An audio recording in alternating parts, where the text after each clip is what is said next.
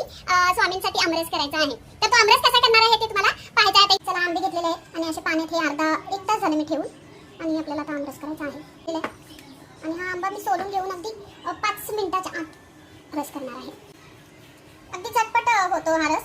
म्हणजे आपण हे काढून घेतल्यानंतर हे कापायच्या आधीच ना हा आंबा पूर्ण असा पिळून ना स्मूथ करून घ्यायचा आणि मग असं पिळून घ्यायचं. तर मी असं नाही करणार आहे, याची साला अशी व्यवस्थित करणार आहे. हापूस आंबा बघा किती एकदम मस्त आहे, म्हणजे जास्त सालाला राहत नाही, एकदम व्यवस्थित छान असं काढून घ्यायचं.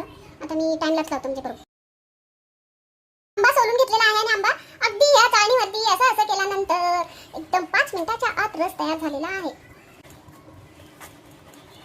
बघायचं टाकू, मला पटकन जायचं आहे ना मठात, त्यामुळे मी असा हा रस करून घेते पटपट. आता याच्यात तुम्ही दूध घालू शकता.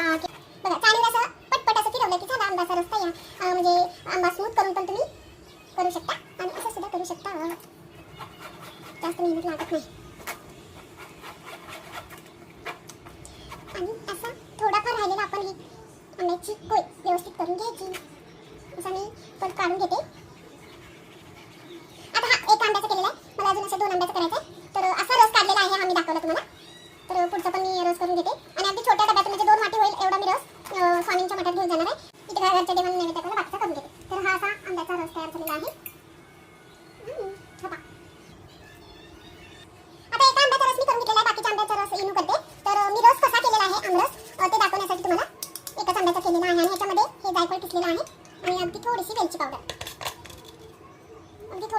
जर कोणाला आवडत नसेल तर नाही घातली तरी चालेल, पण जायफळ पूड आणि वेलची पूड घातल्यानंतर खूप टेस्टी लागतो.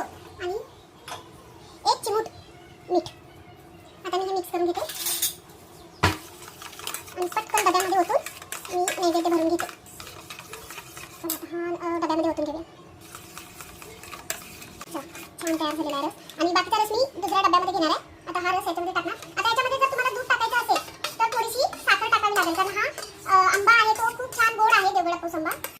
आमरस करण्यासाठी अगदी 5 मिनिटं लागलेली आहेत. मी पूर्ण सगळा स्वयंपाक करून घेतला आणि साडी वगैरे घातली आणि मग मी आमरस करायला घेतला. तर हा आमरस असा एकदम 5 मिनिटात तयार झालेला आहे. असं करून बघा, म्हणजे अगदी तो कापा मग मिक्सरमध्ये घाला किंवा तो स्मूथ करा मग हाताने तो